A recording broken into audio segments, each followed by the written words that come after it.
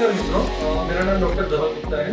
मैं mission gastro hospital में as a consultant gastroenterologist, पेडोलॉजिस्ट और एज एंडोस्कोपिस्ट कार्यरत हूँ। आज हम बात करेंगे 24 आवर पीएच और इम्पेडेंस मेट्री के बारे में।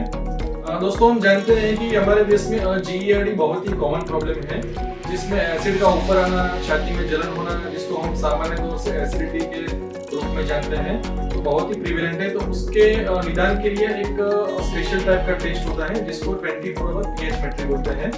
पीएच मेट्री क्या है? तो उसमें हम ये जानकारी लेते हैं कि हमारे जठर में से कितने मात्रा में एसिड ऊपर आता है अन्नली में, उसके हम 24 आवर मेजरमेंट करते हैं, तो उसको 24 आवर पीएच मेट्री बोलते हैं।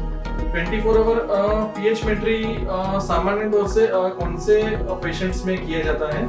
तो जीईआरडी के वो पेशेंट्स जिसमें एंडोस्कोपी नॉर्मल है, बट फिर भी उन्होंने जीईआरडी के सिम्टम पाए जाते हैं, या फिर उनको लॉन्ग टर्म ये सिम्टम से पीड़ित है, या फिर दूसरे प्रकार के दर्दी जिसमें ये लॉन्ग टर्म ये जीईआरडी की दवा लेने के बाद भी उनमें रिस्पॉन्स नहीं मिलता है, तो ऐसे दर्दियों में भी ये टेस्ट बहुत ही जरूरी है।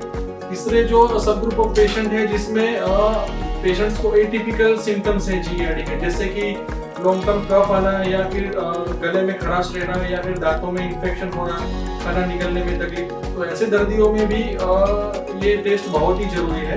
और चौथे जो सब ग्रुप ऑफ पेशेंट के जिसमें ऑपरेशन की सलाह दी गई वो दर्दी को, जैसे कि फंडोप्लाइकेशन बोलते हैं। तो जीईआरडी के कुछ पेशेंट्स होते हैं जिनको लॉन्ग टर्म दवाई नहीं लेनी है, या फिर दवाई का फर्क नहीं आ रहा है, उसमें एक फंडोप्लाइकेशन नाम की सर्जरी की जाती है। उसमें पहले ये जानना बहुत ही जरूरी है कि ये दर्दी को जो सिम्टम्स है वो जीईआरडी के वजह से ही है, और ये पेशेंट्स अगर सर्जरी को रिस्पॉन्ड करेंगे या नहीं, तो ये टेस्ट उनमें बहुत ही जरूरी है। ये एक डे केयर प्रोसीजर है जिसको हम 24 घंटे में जनरली एक पेशेंट्स को एक कैथेटर उनके नाक में से डाला जाता है, और उसको एक कैथेटर को मशीन से कनेक्टेड किया जाता है।